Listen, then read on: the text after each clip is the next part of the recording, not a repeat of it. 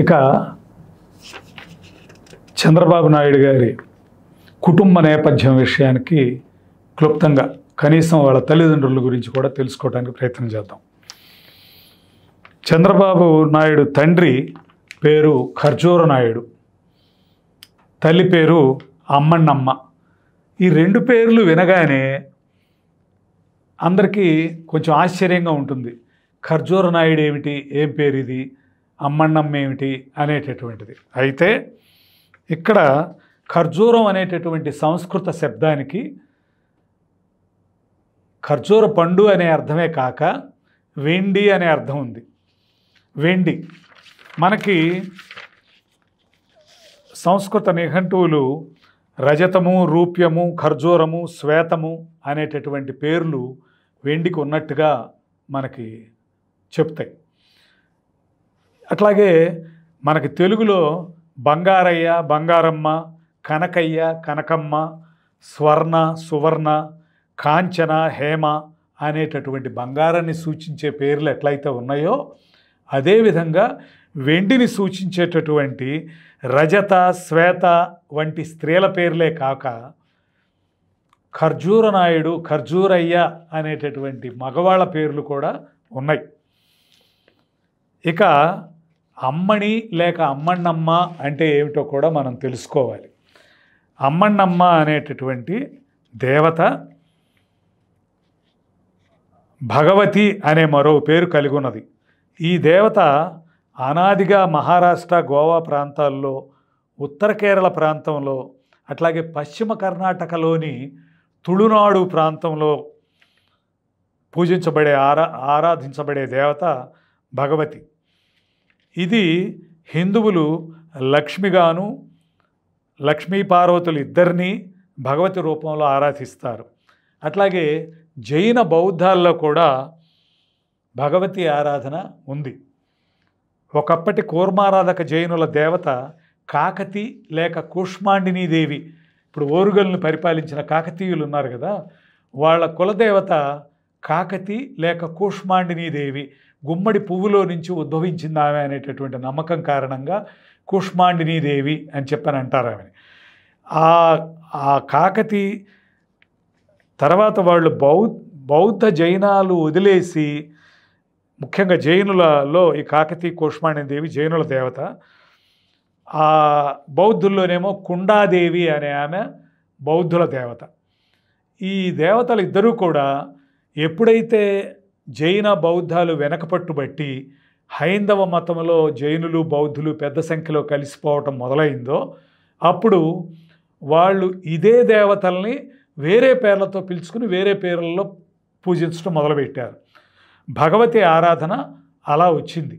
భగవతి అని చెప్పనంటే దుర్గాదేవి, రేణుకాదేవి, ఎల్లమ్మ, జక్కమ్మ ఇట్లాంటివన్నీ పేర్లతోనూ పిలువబడేటటువంటి పార్వతీదేవి లేక లక్ష్మీదేవి, ఈ ఇద్దరు లేక లక్ష్మీ పార్వతి ఇద్దరిని కలిపి కూడా అమ్మన్నమ్మగా భావిస్తారు.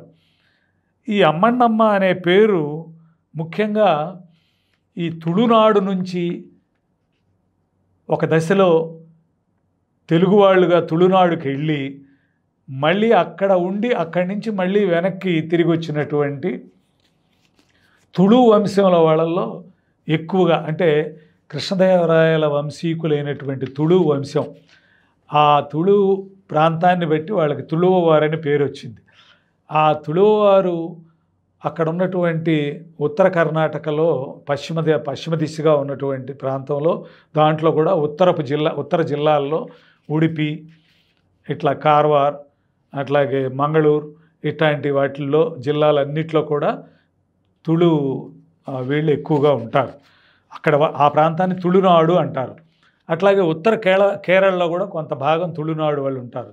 అందుకని ఈ ప్రాంతం అంతా భగవతి ఆరాధన ఉంది. వీళ్ళ మూలాలు అక్కడ ఉండే అవకాశం ఉన్నది కనుక ఇట్లా ఉన్నవాళ్ళందరూ అక్కడ, ఎందుకంటే భగవతి ఆరాధన మనకు లేదు, అందుకని అమ్మన్నమ్మ లేక అమ్మణి అనే పేరు ఎక్కడైతే మనకు కనపడుతున్నదో వాళ్ళు తప్పనిసరిగా ఏదో విధంగా వాళ్ళు అక్కడికి వెళ్ళి ఆ పేరు పెట్టుకోవటం అయినా జరిగి ఉండాలి, కొంతకాలం అక్కడ నివసించి రావటమైనా జరగాలి. ఇంకో విధంగా వాళ్ళు తుళునాడుతో ఏదో సంబంధ బాంధవ్యాలు ఉన్నవాళ్లే అయి ఉంటారనేటటువంటి దీంతో మనం ఆలోచించాల్సినటువంటి అవసరం ఉంది. శ్రీకృష్ణదేవరాయల పూర్వులు ఆ విధంగా తుళునాడు నుంచి మళ్ళీ చంద్రగిరి ప్రాంతానికి ఆయన తిమ్మభూపతి అనేటటువంటి కృష్ణదేవరాయల యొక్క ముత్తాత కానీ, కృష్ణదేవరాయల యొక్క తాత ఈశ్వర నాయకుడు కానీ, అలాగే తండ్రి నరసనాయకుడు కానీ, వీళ్ళందరూ కూడా తుళునాడు నుంచే వచ్చారు. మీరు ఎవరు అంటే తుళువవారు. ఇక్కడ రాయవాచకంలో కూడా మనకి తుళువ దొరలు, కమ్మ దొరలు అని 2 ప్రస్తావనలు ఉన్నాయి వేరువేరుగా. కానీ ఆంధ్ర ప్రాంతంలోనే ఉండి అలాగే ఉండిపోయిన వాళ్ళు కమ్మవారిగా గుర్తింపు పొందారు. జైన అది కూర్మారాధక జైనులు అంటారు వాళ్ళని ఆ రోజుల్లో.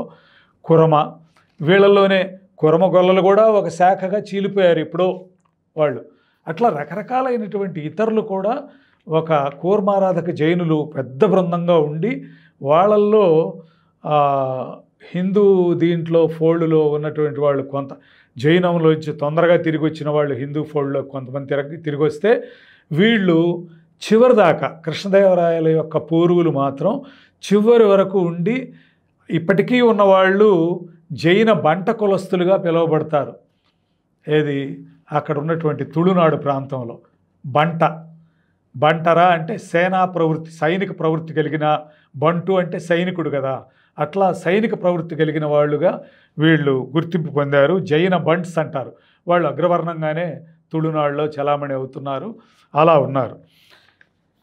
ఇకపోతే ఇది క్లుప్తంగా ఆయన కుటుంబ నేపథ్యం.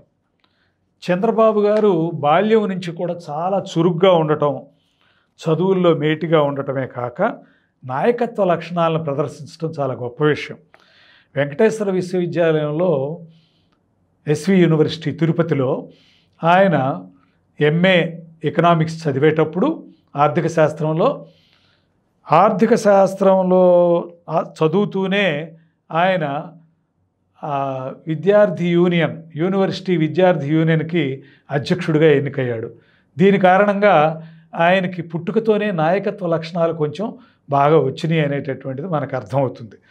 ఈ నాయకత్వ లక్షణాలతో అతను అలా కొనసాగటానికి ఆ నాయకత్వ లక్షణాలు కారణమైనవి. ఆయన ఏంటంటే మామూలుగా అయితే అందరిలాగా చదువుకుని ఉంటే ఆయన ఎంఏ అయిపోయిన తర్వాత అక్కడ డిఎల్ నారాయణ అని ఒక ఆయన ఉన్నాడు. డిఎల్ నారాయణ అంటే ఆర్థిక శాస్త్రంలో తిరుపతిలో ప్రొఫెసర్గా పనిచేసి ఆ హెడ్ ఆఫ్ ది డిపార్ట్మెంట్గా అర్థశాస్త్ర శాఖకి అధ్యక్షుడుగాను, అదేవిధంగా ఆంధ్రప్రదేశ్ ప్రభుత్వానికి కొన్నాళ్ళు ఆయన ఫైనాన్స్ కమిషన్కి చైర్మన్గా కూడా వ్యవహరించిన సందర్భం ఉంది. ఈయనకి గైడ్గా వ్యవహరించి చంద్రబాబుకి నువ్వు ప్రతిభావంతుడైనటువంటి విద్యార్థివి, నువ్వు చక్కగా చదువు మీదే కేంద్రీకరించు, రాజకీయాలు నీకొద్దు అని చెప్పనే పద్ధతిలో ఆయన కొంత చెప్పేవారట. అయినా ఈయన దృష్టి అంతా కూడా రాజకీయాల మీదే ఉండటం, ఆ రాజకీయాల మీద ఉన్న కారణంగా 1974లో ఈయన అంతకుముందు డిఎల్ నారాయణ గారు ఆయన ధూళిపాళ లక్ష్మీనారాయణ, ఆయనది తెనాలికి సమీపంలో పొన్నూరు తాలూకాలో ఉన్నటువంటి చింతలపూడి గ్రామం, మన ఎమ్మెల్యే ధూళిపాళ నరేంద్ర గారి స్వస్థలం అన్నమాట ఆ గ్రామం. ఆ గ్రామంతో కూడా కొంత సంబంధాలు ఉండటం వల్ల నాకు కూడా ఆ కుటుంబంతో కొంత పరిచయం ఉన్నది. ఈ డిఎల్ నారాయణ గారు గైడ్గా చంద్రబాబు ఎంఏ అయిన తర్వాత ఎంఫిల్ కూడా పూర్తి చేసి పిహెచ్డి కూడా చేయాలనేటటువంటి ఉద్దేశంతో ఉండగా అప్పుడు కాంగ్రెస్ జాతీయమైన పాలసీ ఒకటి పెట్టుకుని యువకులకి 20% తమ సీట్లలో ఎమ్మెల్యే ఎంపీలు ఇట్లాంటి వాటిల్లో 20% యువకులకు కేటాయించాలని నిర్ణయం చేసిన కారణంగా చంద్రబాబుకి అనుకోని అవకాశంగా ఆయనకి అసెంబ్లీ టికెట్ పిలిచి మరీ అడగకుండానే పిలిచి మరీ టికెట్ కేటాయించారు. ఎందుకంటే యూనివర్సిటీ విద్యార్థి నాయకుడిగాను, అంతకుముందు ఇందిరాగాంధీ ఒకసారి వచ్చినప్పుడు అక్కడికి ఆయన చాలా చొరవతో మోటార్ సైకిళ్ళ ఊరేగింపు అది చేయటం, చాలా చాలా విషయాల అచీవ్మెంట్స్ ఉన్నాయి. విద్యార్థి నాయకుడిగా చాలా యూనివర్సిటీలో ప్రసిద్ధి పొందిన వ్యక్తి ఆయన. అటువంటి వ్యక్తికి అడగకుండానే చిత్తూరు జిల్లాలో బలమైన నాయకుడిగా తయారవుతాడు ఈయన అనేటటువంటి ఉద్దేశంతో చంద్రబాబుకి అడగకుండానే టికెట్ ఇచ్చారు. 20% కోటా యూత్కి ఇచ్చేటటువంటి అలవాటు ఉన్నది కాబట్టి కాంగ్రెస్కి ఆయన పిలిచి టికెట్టు ఇచ్చారు ఆయనకి. అప్పుడు గెలిచాడు ఆయన. మొదటి ప్రయత్నంలోనే చంద్రగిరి నుంచి గెలిచాడు. ఆ గెలిచిన తర్వాత ఆయన్ని అప్పటి ముఖ్యమంత్రి టంగుటూరి అంజయ్య ఆయన ఈయన్ని వెంటనే మంత్రివర్గంలోకి తీసుకుని సాంకేతిక విద్య మరియు సినిమాటోగ్రఫీ మంత్రిగా ఈయనకి పదవి ఇవ్వటం జరిగింది, పోర్ట్ఫోలియో. అది యువకుడైనటువంటి చంద్రబాబుకి ఒక రకంగా మనవాళ్ళు నక్కని దొక్కొచ్చారంటారు కదా, ఇది వస్తూనే ఎమ్మెల్యే చాలా చిన్న వయసులో ఆయన ఏంటంటే 28వ ఏట ఆయనకు అసెంబ్లీ టికెట్ రావటం, ఎమ్మెల్యే కావటం జరిగింది. వెంటనే మంత్రి కూడా అయిపోయాడు. 28వ ఏట మంత్రి అవటం అంటే ఎంత గొప్ప విషయం ఆలోచించండి. ఆయన సాంకేతిక విద్య సినిమాటోగ్రఫీ మంత్రిగా ఆంధ్రప్రదేశ్లో పనిచేశారు. అలా అతి పిన్న వయస్కుడైనటువంటి మంత్రిగాను, పిన్న వయస్కుడైనటువంటి ఎమ్మెల్యేగాను 2 విధాలా ఆయన గొప్ప రికార్డు సాధించడం అనేటటువంటిది చేశారు, రికార్డులకు ఎక్కారు. ఇక సినిమాటోగ్రఫీ మంత్రిగా ఉండగానే ఆయనకి ఆంధ్రుల అభిమాన సినీ నటుడు నందమూరి తారక రామారావు గారితో పరిచయం ఏర్పడింది. ఈ పరిచయం ఆయనకి ఎంతగానో నచ్చాడు ఈయన చంద్రబాబు నాయుడు. అందువల్ల చంద్రబాబును అల్లుడుగా చేసుకోవాలనేటటువంటి ఆలోచన చేసి అది కూడా జరిగింది. సరే, ఆ పెళ్ళి భువనేశ్వరి అని చంద్రబాబు గారి 3వ కుమార్తె. ఆయనకి 4 కుమార్తెలు ఎన్టీఆర్కి. చంద్రబాబు గారి భార్య భువనేశ్వరి, ఎన్టీఆర్ గారి 3వ కుమార్తె భువనేశ్వరి. ఆమెనిచ్చి వివాహం చేశారు. 1982లో ఎన్టీఆర్ తెలుగుదేశం పార్టీ స్థాపించారు. రాష్ట్రంలో కాంగ్రెస్కి పుట్టగతులు లేకుండా పోయినాయి ఒక రకంగా. ఆ కారణంగా ఆ దెబ్బ ఇప్పటికీ కాంగ్రెస్ కోలుకోల. మధ్యలో కొంతకాలం అధికారంలోకి వచ్చినా కూడా మూలాలను ఆయన దెబ్బతీయటం జరిగింది. చాలా బలీయమైన పోరాటం, ఆత్మాభిమాన పోరాటం అనే పేరుతో ఆయన తెలుగుదేశాన్ని స్థాపించి అద్భుతమైనటువంటి పోరాటం చేసి ఆ కారణంగా ఇక్కడ కాంగ్రెస్ని తుదముట్టించారు ఆయన. ఆ సందర్భంలో కాంగ్రెస్ అభ్యర్థిగా పోటీ చేసి ఈయన 82లో వచ్చేటప్పటికి కాంగ్రెస్ అభ్యర్థిగా పోటీ చేసి ఆయన డిపాజిట్ కోల్పోవటం అనేటటువంటిది, డిపాజిట్ కోల్పోవటం కాదనుకుంటాను, అందరిలాగా ఆయన కూడా ఓడిపోవటం అనేది జరిగింది. ఓడిపోయిన వెంటనే చంద్రబాబులో ఒక రియలైజేషన్ వచ్చింది, ఇక కాంగ్రెస్కి రాష్ట్రంలో పుట్టగతులు ఉండవు అనే పద్ధతిలో ఆయన తెలుగుదేశానికి దగ్గరై తెలుగుదేశంలో చేరటం జరిగింది. తెలుగుదేశంలో చేరిన తర్వాత ఆయన ఒక బలీయమైన లీడర్గా ఎదిగారు.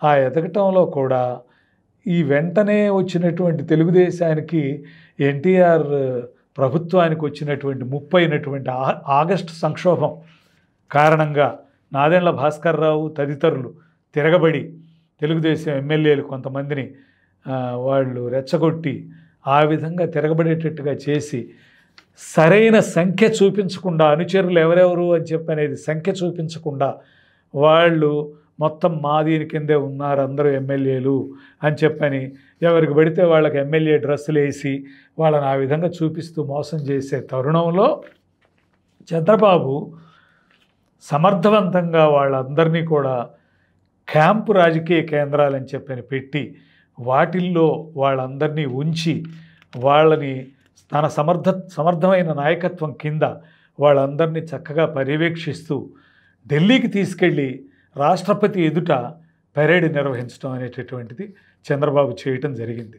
అలా చేయటం కారణంగా నిజమైనటువంటి అసెంబ్లీ సభ్యులు వాళ్ళందరూ వాళ్ళ కార్డ్స్, ఐడెంటిటీ కార్డ్స్ అన్నీ దగ్గర పెట్టుకుని వరుసగా అందరూ ప్రతి ఒక్కళ్ళు చూపించి అందరం రామారావు గారి వెనకాలే ఉన్నాం, తెలుగుదేశం ప్రభుత్వమే మాది, తెలుగుదేశం దీని వెనకాలే మేము నడుస్తాం అందరం అని చెప్పని ఒక రకమైనటువంటి నినాదాన్ని ఇచ్చి ఢిల్లీలో ఆ విధంగా చేయటం కారణంగా వెంటనే ఇందిరాగాంధీ, ఆనాడు ప్రధానమంత్రిగా ఉన్నటువంటి ఇందిరాగాంధీ ఇక్కడ ఉన్నటువంటి ఈ కుట్రతో ఎన్టీఆర్ ప్రభుత్వాన్ని పడగొట్టినటువంటి రామ్లాల్ని వెనక్కి పిలిపించేసి మచ్చలేని శంకరదయాళ శర్మ అనేటటువంటి ఆయన్ని ఈ రాష్ట్రానికి గవర్నర్గా ఆయన్ని పంపించి ఆయన నేతృత్వంలో ఇక ఎన్టీఆర్ ముఖ్యమంత్రిగా వెంటనే ఆయనకి ప్రమాణ స్వీకారం అది అరేంజ్ చేసి చేయటం జరిగింది. ఇదంతా అందరికీ తెలిసిన కథే.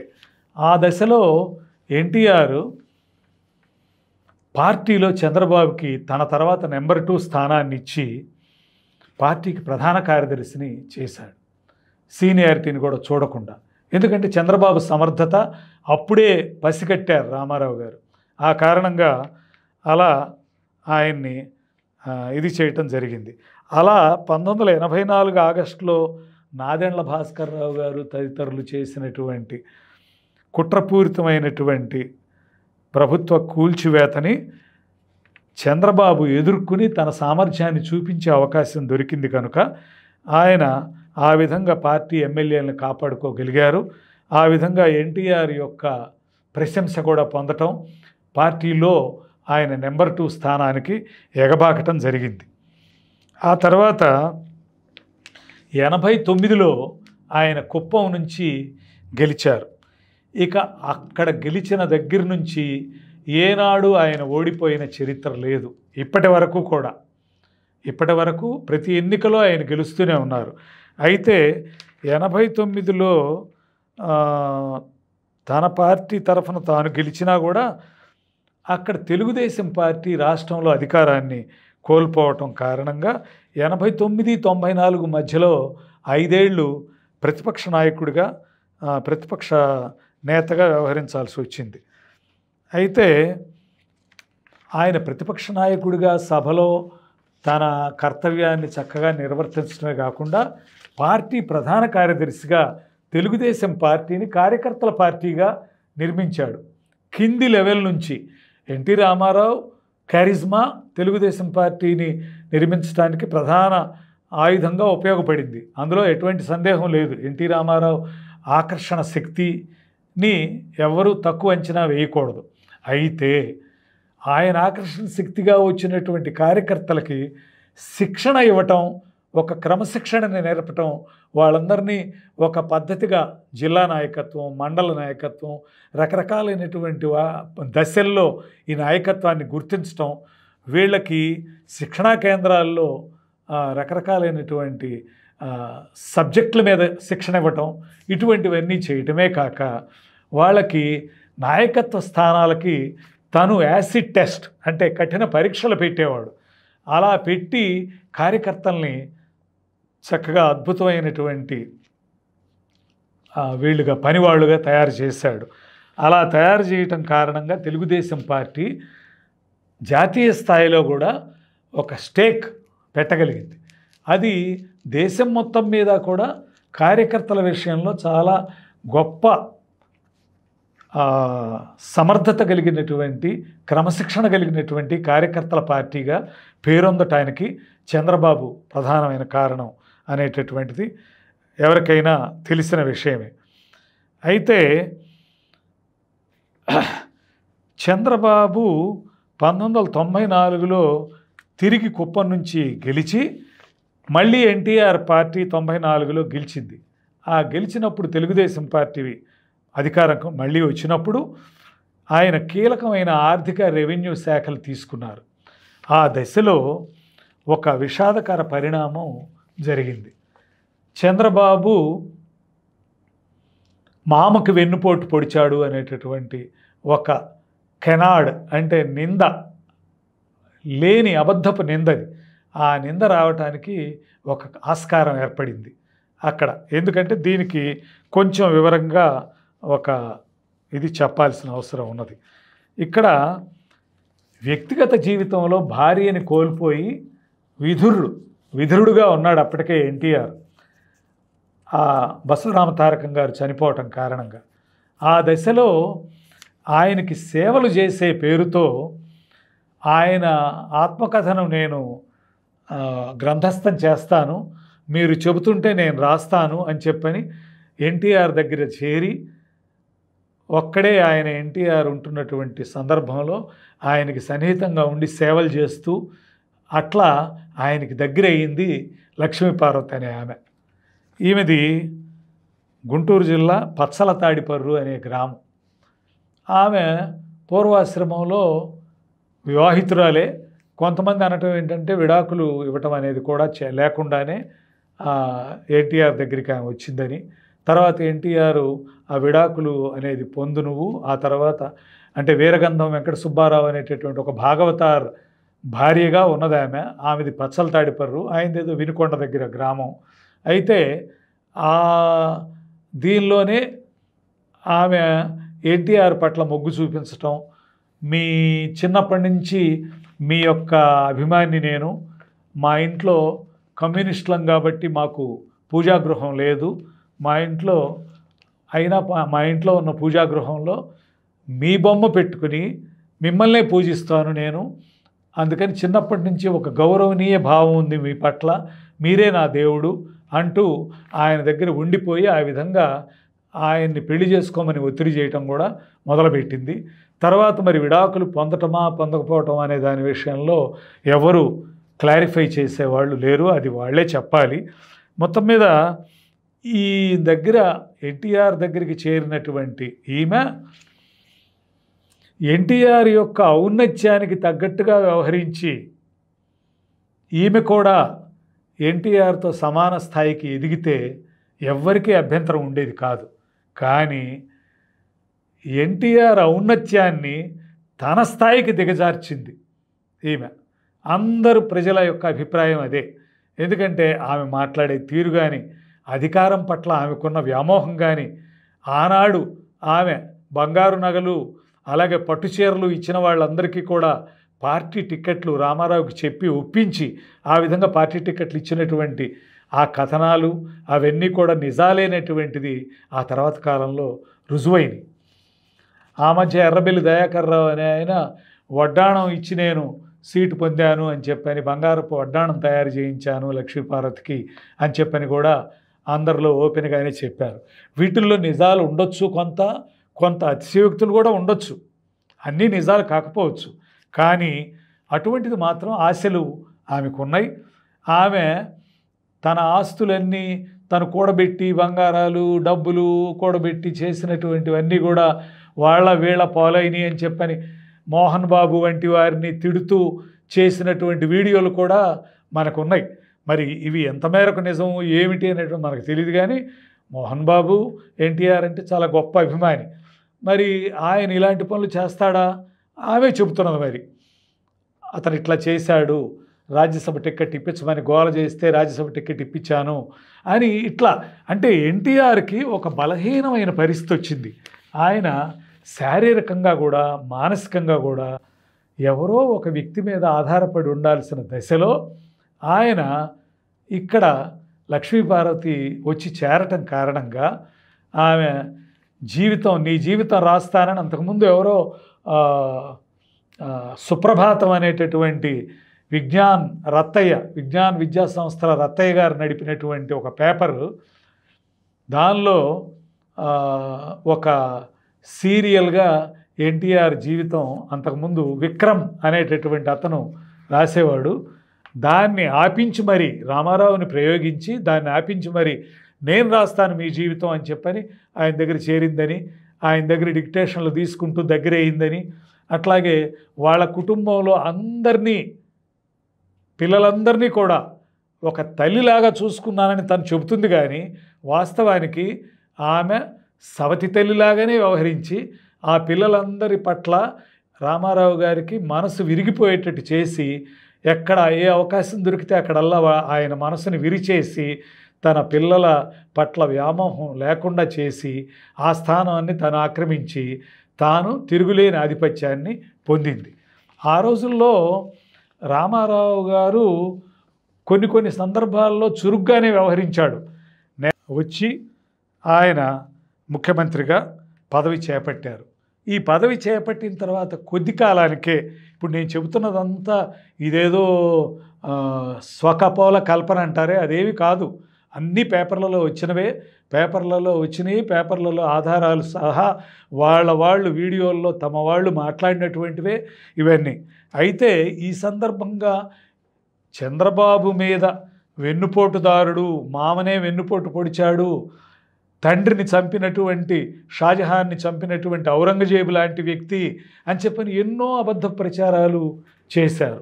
దాన్ని దృష్టిలో పెట్టుకుని ఈ ప్రచారాలు సమంజసమైనవి కాదు, చంద్రబాబు రాష్ట్ర సంక్షేమము ఇక్కడ ప్రజా సంక్షేమం రీత్యానే ఆనాడు తన ప్రజాప్రతినిధులు వాళ్ళు మళ్ళీ కాంగ్రెస్ ఎప్పుడు అవకాశం వస్తుందా అని కూర్చున్నటువంటి కాంగ్రెస్ ఉన్న దశలో ఈ విధంగా ఉండటానికి వీలు లేదనే పద్ధతిలో ఆయన ఇది చేశాడు. ఆయన ఆ రకంగా నాయకత్వాన్ని ఒప్పుకుని అంగీకరించి చంద్రబాబు ముఖ్యమంత్రి కాగలిగారే కానీ ఆ తర్వాత ఆ ముఖ్యమంత్రిగా కొనసాగటానికి ఆయన భగీరథ ప్రయత్నం చేయాల్సి వచ్చింది. హెర్క్యూలైన్ ఎఫర్ట్ అంటారు దీన్ని ఇంగ్లీష్లో. హెర్క్యులెస్ తరహాలో ఆయన కృషి చేయాల్సి వచ్చింది. ఎలాగూ రాష్ట్రంలో గొప్ప ఇమేజ్ కలిగిన వ్యక్తి ఎన్టీఆర్ ఇమేజ్ అంత ఇమేజ్ కలిగిన వ్యక్తి అవతల ఉండగా ఆయనకి వెన్నుపోటు పొడిచాడనే పేరు ఈయనకు వచ్చింది. కాంగ్రెస్ ఆ ప్రచారాన్ని కూడా ముమ్మరం చేసింది ఆ దశలో. అందువల్ల వీటన్నిటిని తట్టుకుని కేవలం ఎన్టీఆర్ ఇమేజీ, ఆయన కెరిజ్మా, ఆయన యొక్క ఆకర్షణ శక్తి, సమ్మోహన శక్తి వాటిని పక్కన పెట్టి ఎన్నికల్లో మళ్ళీ తిరిగి తాను గెలవగలగటం, అది దానికి తగినటువంటి ఇది అక్కడ తన వ్యక్తిగత కెరిజ్మాని మెరుగుపరుచుకోవటం, ఆకర్షణ శక్తిని, అదేవిధంగా ఎన్టీఆర్కి తగ్గ రీతిలో తగిన పరిపాలనని ఇవ్వగలగటం, పరిపాలనలో మెరుగుదలని ప్రజలకు చూపించగలగటం, ఇవన్నీ ఆయనకి సవాళ్ళై కూర్చున్నాయి. ఈ సవాళ్ళన్నిటిని కూడా తట్టుకుని ఆయన స్వీకరించి వాటిపై విజయం పొందటంలో కృతకృత్యుడయ్యాడు చంద్రబాబు. ఆ కారణంగానే చంద్రబాబు ప్రత్యేకత చాలా గొప్ప ప్రత్యేకతగా నిలిచిపోయింది. తన మీద దుష్ప్రచారాన్ని తట్టుకుని నిలబడ్డాడు. ఆచరణలో రామారావు చేసినటువంటి కొద్ది పొరపాట్లు ఏవైనా ఉంటే వాటిని సరిదిద్ది ఊరికే కేవలం ప్రజాకర్షక పథకాలే కాకుండా వాటికి కొంచెం మెరుగులద్ది వాటిని ఇచ్చేయటం, అట్లాగే అభివృద్ధి వైపు కూడా కొంత నిర్లక్ష్యం చేసినటువంటి అభివృద్ధిని, ముఖ్యంగా విద్యుత్ రంగంలో విద్యుత్ టారిఫ్ని పెంచకుండా ఎప్పుడు ఒకే రకంగా ఉంచటం, అలా కాకుండా విద్యుత్ టారిఫ్ని పెంచటం, అట్లా విద్యుత్ సరఫరా లోపాలు సవరించి సరఫరాలో వచ్చేటటువంటి లాసెస్ అన్నీ కూడా నష్టాలు వాటిని నివారించటం, ఇట్లాంటివన్నీ చేసి చాలా చక్కటి పరిపాలన అందించి నటనడి సముద్రంలో ఉన్నటువంటి నావలాంటి పార్టీని చంద్రబాబు అయితేనే దరికి చేర్చగలడు అనేటటువంటి ఒక నమ్మకాన్ని, కార్యకర్తలో ఉన్న నమ్మకానికి తగ్గట్టుగా వ్యవహరించి ఆయన చాలా ఇదిగా, సరే ఆయన అధికారం చేపట్టిన కొద్ది కాలానికే ఎన్టీఆర్ దేహాంతం అనేది జరిగింది. ఈ దీంట్లో చంద్రబాబు తిరుగులేని నాయకత్వాన్ని నిలుపుకునేటటువంటి కృషి చేయటం, అది పెను సవాలుగా మారింది. అప్పుడే చంద్రబాబు అకేషన్కి తగ్గట్టుగా రైజ్ అయ్యి ఆయన ఆదర్శ పరిపాలనని అందించాడు. ఇక్కడ ఏం చేశాడంటే, ఆయన గురించి ఎవరో తెలుగుదేశం వాళ్ళు లేకపోతే ఇతరులో జర్నలిస్టులో చెప్పటం కాదు, కాంగ్రెస్ నేతల్లోనే ప్రముఖ నేతలైనటువంటి దిగ్విజయ్ సింగ్, అంటే మధ్యప్రదేశ్ మాజీ ముఖ్యమంత్రి, అట్లాగే కాంగ్రెస్ పార్టీ సెంట్రల్ వర్కింగ్ కమిటీలో సభ్యుడిగా ఉండి ఎన్నో విజయాలు కేంద్ర క్యాబినెట్లోనూ ఉండి కాంగ్రెస్కి ఎన్నో విజయాల్లో కారకుడైనటువంటి దిగ్విజయ్ సింగ్, అలాగే జైరాం రమేష్ అనేటటువంటి మరో కేంద్ర మంత్రి, వీళ్ళు చంద్రబాబు యొక్క పనితీరుకి ఆశ్చర్యపోయి వాళ్ళు బయట చెప్పకుండా ఉండలేకపోయారు, బహిరంగంగానే ప్రకటించకుండా ఉండలేకపోయారు. దానికి వాళ్ళని కేంద్ర నాయకత్వం, కాంగ్రెస్ నాయకత్వం పిలిచి రిప్రమాండ్ చేయటం కూడా జరిగింది, మందలింపు కూడా చేశారు. అయినా కానీ మేము నిజమే చెబుతాం, చంద్రబాబు లాంటి పరిపాలకుడు ఒక రాష్ట్రానికి ఉండటం అనేటటువంటిది చాలా గొప్ప విషయం, దాని కారణంగా మేము ఆయన పరిపాలనలో ఉన్నటువంటి మెరుగైన పనితీరుని మెచ్చుకోకుండా ఉండలేము అని చెప్పటం అనేది జరిగింది. ఎందుకంటే చంద్రబాబు ప్రజాకర్షక పథకాలను పూర్తిగా తొలగించడం చేయలే. ప్రజాకర్షక పథకాల యొక్క ఔచిత్యం ఏ మేరకు ఉందో ఆ మేరకు ఉంచి వాటిల్లో అనవసరమైన అనుకున్న వాటిని మాత్రం పక్కన పెట్టి ఆ ప్రజాకర్షక పథకాలకి ఎన్టీఆర్ కాలంలో అమలైన ప్రజాకర్షక పథకాలని మరింత సత్తువతో ఇంకా ముందుకు తీసుకెళ్లే కార్యక్రమమే చేశారు. ఆయన ప్రజాకర్షక పథకాలను రద్దు చేసి ఉంటే ఆయన్ని విమర్శించడానికి ఇంకా అవకాశాలు ఎక్కువ ఉండేవి, కానీ అట్లాంటి రద్దు చేయాల. అలాగే ఆర్థిక సంస్కరణల్ని మన రాష్ట్రంలో మొదటిసారిగా వాటి అమలును చేపట్టిన వ్యక్తి చంద్రబాబు నాయుడు. ఈ ఆర్థిక సంస్కరణలు అమలు చేయడంలో భాగంగానే విద్యుత్ సంస్కరణలు వగైరాలు కూడా తీసుకొచ్చి చాలా గొప్పగా విద్యుత్ సరఫరా నష్టాలను కానీ వాటిని పోయేటట్టు చేయటం, అదేవిధంగా విద్యుత్ ఉత్పాదన పెంచటం, అలాగే విద్యుత్ టారిఫ్ని తగినంతగా ఆ వినియోగానికి తగ్గట్టుగా విద్యుత్ టారిఫ్ కూడా వసూలయ్యేటట్టు దాన్ని చేయటం. అలా ఒక విద్యుత్ విషయంలో కూడా, ఎందుకంటే ఏ పరిశ్రమ పెట్టాలన్నా కూడా విద్యుత్ కావాలి. ఆయన ప్రపంచంలోని పలు దేశాలు తిరిగి రకరకాల పారిశ్రామికవేత్తల్ని ఇక్కడికి తీసుకొచ్చి, ముఖ్యంగా ఐటీ రంగంలో గొప్ప పరిశ్రమలైనటువంటి మైక్రోసాఫ్ట్ ఇట్లా వగైరా వాటన్నిటికీ కూడా ఇక్కడ హైదరాబాద్కి వాటిని తీసుకురావటం. ఆయన తన పరిపాలన 5 సంవత్సరాల కాలంలో, అంటే మళ్ళీ గెలిచి అధికారానికి వచ్చినప్పుడు ఈయన 294 సీట్లకు గాను 185 సీట్లు తెచ్చుకుని 1999లో మళ్ళీ అధికారంలో కూడా వచ్చారు. ఆ వచ్చిన సందర్భంగా 42 పార్లమెంటు సీట్లకు గాను 29 సీట్లు తెలుగుదేశానికి రావటం అనేది జరిగింది. ఈ విజయంలో కూడా ఎన్టీఆర్ కెరిజ్మా, ఎన్టీఆర్ ఆకర్షక శక్తి అనేటటువంటిది ఒక వన్నె తరగని ఆకర్షక శక్తిగానే చంద్రబాబు నాయకత్వంలో ఉన్నటువంటి తెలుగుదేశం పార్టీ గెలుపులో అది కూడా ఒక ప్రముఖ భూమిక అంటే అందరికీ బకాయిలు ఏవి రాకుండా ఎప్పటికప్పుడు డిఏ ఏరియర్సు అట్లాంటివన్నీ ఇవ్వటం జరిగింది చంద్రబాబు పాలనలో. ఉద్యోగస్తులు ఎక్కడా వాళ్ళకి నష్టం కలగజేసే పని ఒక్కటి చేయలా. ఇప్పుడు మనకి ఈ జగన్ 5 ఏళ్ల పాలనలో ఉద్యోగస్తులకు రావాల్సినటువంటి ప్రావిడెంట్ ఫండ్ని వాడుకున్నాడు, డిఏ ఏరియర్స్ ఇవ్వలేదు, అలాగే వాళ్ళకి రావాల్సిన జీతభత్యాలు వగైరా ఏరియర్స్ పే రివిజన్ సందర్భంగా, జీతాల పెంపుదల సందర్భంగా రావాల్సినటువంటి బకాయిలు అవి సంవత్సరాల తరబడి ఇవ్వలేదు. రిటైర్మెంట్ అయిన వాళ్ళకి రిటైర్మెంట్ బెనిఫిట్స్ ఇవ్వలేదు, అట్లాగే పెన్షన్స్ ఇవ్వలేదు. అలాగే ఏది సకాలంలో వచ్చేది కాదు, అసలు ఇవ్వనివి ఉన్నాయి, సకాలంలో రానివి ఎక్కువ ఉన్నాయి. ఇటువంటి పరిస్థితుల్లో చంద్రబాబు పాలనలో ఆనాడు ఎంతో అద్భుతమైనటువంటి ఇది ఉద్యోగస్తులందరూ ఇప్పుడు రిపెంట్ అవుతున్నారు, వాళ్ళు పశ్చాత్తాపడుతున్నారు.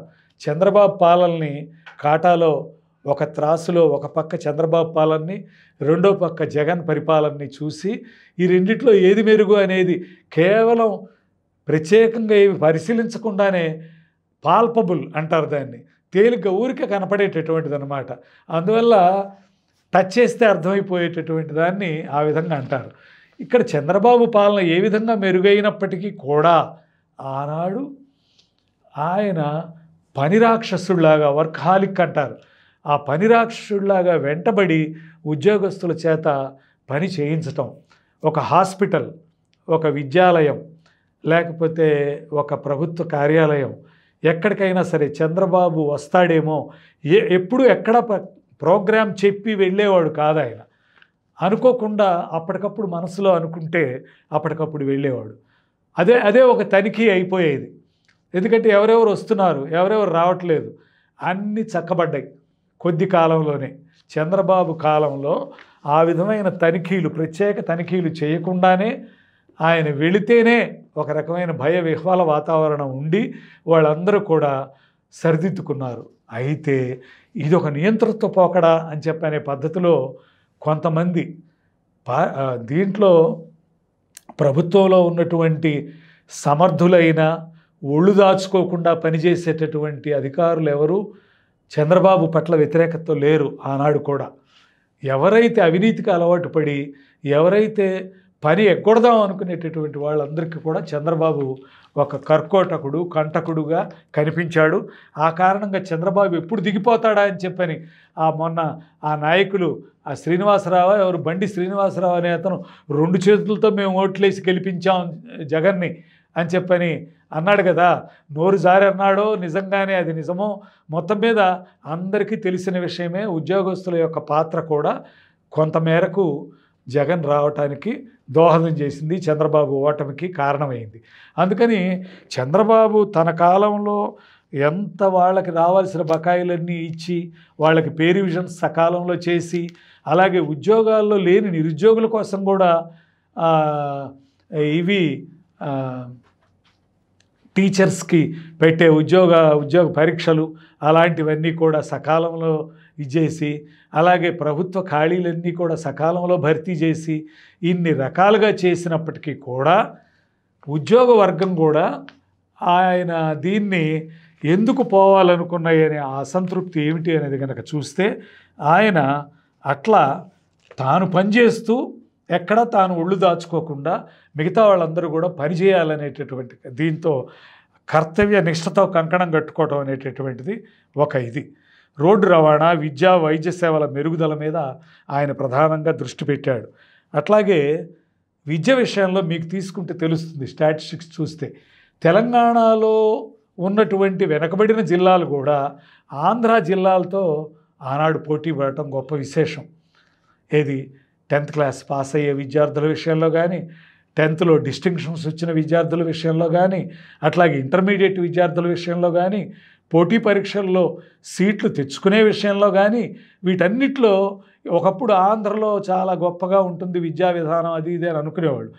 ఆంధ్రని మించిపోయినటువంటి పరిస్థితిలో కొన్ని తెలంగాణ జిల్లాలు ఉండటం కూడా మనం ఆ రోజుల్లోనే చూసాం. అట్లాగే తెలంగాణని ఒక హైదరాబాద్ని ప్రత్యేకించి ఒక ఐటీ హబ్గా ఆయన తయారు చేసి హైదరాబాద్కు ప్రపంచ పటం మీద ఒక గౌరవప్రదమైన స్థానం కల్పించాడు. అది ఐటీ రంగం యొక్క దానికి అంటే ఇన్ఫర్మేషన్ టెక్నాలజీ అనేటటువంటి రంగానికి ఆయన హైదరాబాదులో అభివృద్ధికి బీజం వేసిన వాడు చంద్రబాబే. ఎన్నో కంపెనీలని బయట దేశాల నుంచి తీసుకొచ్చి మొన్న చంద్రబాబుని 53 రోజులు రాజమండ్రి సెంట్రల్ జైల్లో పెట్టినప్పుడు అక్రమ అరెస్ట్ చేసి అక్రమంగా నిర్బంధించినప్పుడు కొన్ని బయట దేశాల్లో అంటే దాదాపు 120 దేశాల్లో ఆయన దీనికి అనుకూలంగా ఆయన్ని రిలీజ్ చేయమని చెప్పని ఈ ప్రభుత్వ చర్యకి నిరసన ప్రదర్శనలు అక్కడ జరిగినాయి. అదేవిధంగా మన దేశంలో ఉన్నటువంటి పొరుగు రాష్ట్రాలైనటువంటి కర్ణాటక అట్లాగే తెలంగాణ రాష్ట్రంలో కానీ ఇతర చోట్ల కానీ ఆంధ్ర ప్రాంతంలో కానీ ప్రతి చోట వందలాది వేలాది మంది రోడ్ల మీదకి వచ్చి నిరసన ప్రదర్శనలు చేయటం గమనార్హం. ఇది ఒక నాయకుడి యొక్క అంకితభావం, ఆయన యొక్క ఆదర్శప్రాయమైన కృషి ఏ రకంగా ప్రజాభిమానాన్ని ఆయనకి కూడబెట్టింది అనేటటువంటి దానికి ఒక ఉదాహరణ. ఈ నిరుద్యోగుల్ని కాపాడటం, వాళ్ళకి సరిగ్గా సకాలంలో వాళ్ళకి ఉద్యోగాలు వచ్చేటటువంటి దానికి పోటీ పరీక్షలు నిర్వహించడమే కాకుండా వాళ్ళకి ఉద్యోగస్తులైన వాళ్ళకి వాళ్ళ యొక్క జీతభత్యాలు అటువంటివి సకాలంలో ఏనాడు చంద్రబాబు కాలంలో ఒకరోజు చివరి రోజు కొన్నాళ్ళు చివరి రోజే ఇచ్చేవాళ్ళు. 1వ తేదీ ఇచ్చే ఆలోచన ఉన్న సెలవు కనుకైతే ముందు రోజే ఇచ్చేవాళ్ళు. జీతాలు ఏనాడు రాకుండా ఆపింది లేదు. అది జగన్మోహన్ రెడ్డి పాలనా కాలంలో 5 ఏళ్లలో అందరికీ తెలుసు. ఉద్యోగస్తులందరూ వాళ్ళ గుండె మీద చేసుకుని ఇప్పుడు చెబుతున్నారు చంద్రబాబు యొక్క పాలనా దక్షతని మేము ఆనాడు అపార్థం చేసుకున్నాం, ఆయన్ని వ్యతిరేకించి కొంతమంది మేము ఆ విధంగా అపార్థం చేసుకుని వ్యతిరేకించాం, ఇంకెప్పుడు మేము ఆ విధంగా చెయ్యము అనే పద్ధతిలో వాళ్ళు ఎంత పాశవికంగా అణిచేశాడు అనేటటువంటిది ఇప్పుడు ఆ పెన్షన్ పథకానికి వ్యతిరేకంగా జరిగిన ఉద్యమాన్ని కానీ ప్రతి ఒక్క విషయంలో అక్రమంగా అరెస్టులు చేయటం, హౌస్ అరెస్టులు చేయటం, ఉద్యోగ నేతలందరినీ, అలాగే వాళ్ళు అప్పటికీ వినకుండా ఊరేగింపుకి పెద్ద ధర్నా చేయడానికి సిద్ధపడితే దాని మీద పోలీస్ యాక్షన్ ప్రయోగించడం, పోలీస్ చర్యను ప్రయోగించడం, ఇవన్నీ చాలా పాశవికమైన చర్యలు చేసినటువంటి జగన్తో ఇవాళ అందరూ పోల్చుకుంటున్నారు చంద్రబాబు గొప్పతనాన్ని.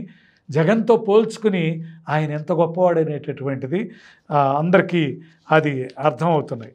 ఒక పక్క మిగులు రాష్ట్రంగా చేసినప్పటికీ కూడా విద్యుత్ విషయంలో విద్యుత్ టారిఫ్ని పెంచడం అనేటటువంటి దాని కారణంగా అలజడులు చెలరేగినాయి.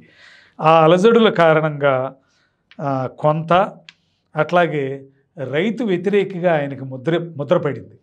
రైతుగా ఆయన స్వయంగా రైతు కుటుంబంలో వచ్చినవాడైనా కూడా రైతులు పరిస్థితికి అనుగుణంగా ఎదగాలి, మారుతున్న పరిస్థితులకు అనుగుణంగా రైతులు కూడా మారాలి, వాళ్ళు ఇంకా లాభదాయకమైనటువంటి వాణిజ్య పంటల వైపుకి ఎందుకు చూడటం లేదు, అలా చూడండి, అలాగే మెడిసినల్ ప్లాంట్స్ వగైరా ఇతర వాణిజ్య పంటలను కూడా మీరు పండించండి, తక్కువ నీటిని కోరేటటువంటి పంటలను మీరు వేయండి, నీరు ఎక్కువ కోరుతుంది వరి, అందుకని వరిని స్వస్తి చెప్పి వరికి తక్కువ ఇది ఉండి ఎక్కువ లాభం సంపాదించేటటువంటి, ఎందుకంటే విద్యుత్తు ఇండస్ట్రీస్కి వాడాలి, ఇంతకంటే బ్రహ్మాండంగా విద్యుత్తు మీద ఆదాయం వచ్చేటటువంటి అవకాశాలు ఉన్నప్పుడు కేవలం విద్యుత్తు దీనికోసం అని చెప్పని వరినే వేయొద్దు, మీరు పంట మార్పిడికి అలవాటు పడండి అని ఆయన చెప్పినటువంటి ఎంతో విజ్ఞతగా ఇచ్చినటువంటి సలహాని కూడా ప్రజలు ఎలా అర్థం చేసుకున్నారు? ప్రజల కంటే ముఖ్యంగా కాంగ్రెస్ వాళ్ళు ఆనాడు చేసినటువంటి ప్రచారం, ఆయన అధికారంలోకి వచ్చాడు అంటే కరువులు వస్తాయి, అప్పుడేంటి ఎల్ నినో లా నినా అని చెప్పని 2 పసిఫిక్ మహాసముద్రంలో అవి వేడి నీటి ఉత్పాతాలు, అక్కడ డెవలప్ అయ్యేటటువంటి వేడి నీటి కారణంగా పసిఫిక్ మహాసముద్రంలో ఉండేటటువంటి ఆ ప్రక్రియ కారణంగా ఎల్ నినో లా నినా అనేటటువంటి ప్రక్రియ కారణంగా ఒక్కొక్కసారి ఒక వైపుకి ఆ ఉత్పాతాలు రావటం, ఆ కారణంగా వస్తే అధిక వర్షాలు, లేకపోతే అనావృష్టి, ఈ రకమైనటువంటివన్నీ జరుగుతూ చంద్రబాబు అధికారంలోకి వచ్చిన తర్వాత 3 ఏళ్ళు వరుసగా అనావృష్టి పీడించింది. ఈ కారణంగా కాంగ్రెస్ వాళ్ళు తెలివిగా చంద్రబాబుకి అధికారం ఇస్తే ఇంతే కరువు తాండవిస్తుంది అని చెప్పని ఒక అబద్ధాన్ని ప్రచారం చేసి వాళ్ళు అధికారంలోకి రావడానికి ప్రయత్నం చేశారు, అంటే వైఎస్ఆర్ కాంగ్రెస్ వాళ్ళు. అయితే ఇక్కడ మనం గుర్తుపెట్టుకోవాల్సింది ఏంటంటే ప్రకృతి వైపరీత్యాలు మ్యాన్మేడ్ కాదు, వాటికి మానవుల యొక్క, దేశాల యొక్క ప్రవర్తన, ప్రజల యొక్క ప్రవర్తన కొంత కారణం అయితే కావచ్చేమో, కానీ లాంగ్ రన్లో అవి ఫలితాలు ఇస్తాయి తప్పితే ఏ ఒక్కదాన్ని మానవుడు చేసేటటువంటి ఉత్పాతాలు కావవి. అయితే ఇక్కడ చంద్రబాబు ఒక పక్క ఆయన వచ్చినందువల్ల కరువులు వచ్చినాయి అని ఒక పక్క, రెండో పక్క ఆయన వ్యవసాయానికి వ్యతిరేకం అనేది, ఈ రైతుల్లో ఎట్లా వ్యతిరేకతని రెచ్చగొట్టాలి చంద్రబాబుకు వ్యతిరేకంగా అనేటటువంటిది ఒక ఇది తీసుకుని, చంద్రబాబు చెప్పిందేమో డ్రిప్పు, స్ప్రింక్లరు తరహా తక్కువ నీటి వ్యయం అయ్యేటటువంటి పరికరాలని మీరు వాడటం ఎక్కువగా చేయండి, దాని కారణంగా నీటి పొదుపు చేయవచ్చు, అందుకని వరి లాంటి పంటలు వేయొద్దు, ఉద్యాన పంటల వైపుకు మళ్ళండి అని చెప్పని ఇవన్నీ చంద్రబాబు ప్రచారం చేస్తే ఆయన్ని వ్యవసాయం దండగన్నాడని, అలాగే వ్యవసాయానికి వరి పంటకి వ్యతిరేకినని ఇట్లా ముద్ర వేసి ఆయన ఇచ్చేశారు. దానికి తోడు చంద్రబాబు రోజుల్లో పెంచినటువంటి విద్యుత్ ఛార్జీలకు వ్యతిరేకంగా ఒక పెద్ద ఉద్యమం జరిగి ఆయన ఆ ఉద్యమంలో అప్పుడు బషీర్బాగ్ దగ్గర, హైదరాబాద్ బషీర్బాగ్లో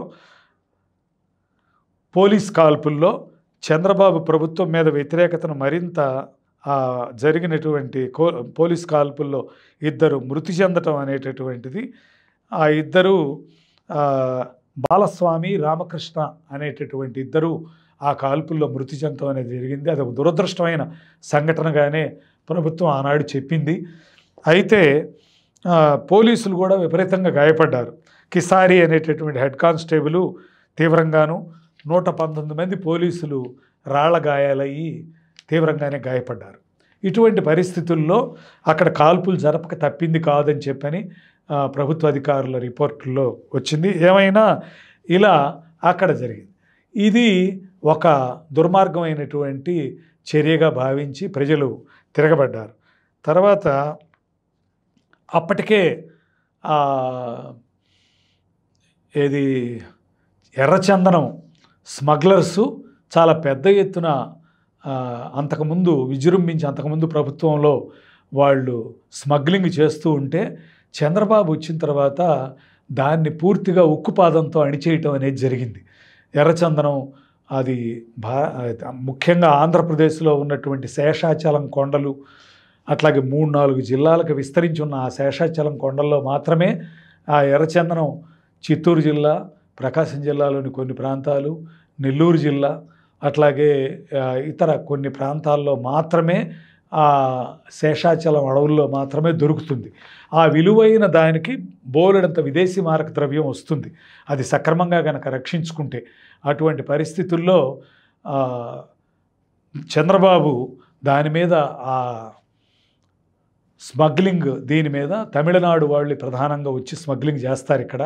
ఆ స్మగ్లింగ్ మీద ఉక్కుపాదం మోపి చంద్రబాబు ఆ విషయంలో జాతి ఆస్తిని, జాతి సంపదని కాపాడటానికి చాలా గొప్ప ప్రయత్నం చేశాడు. అయితే అది ఆయన ప్రాణానికే ముప్పు తీసుకొచ్చింది.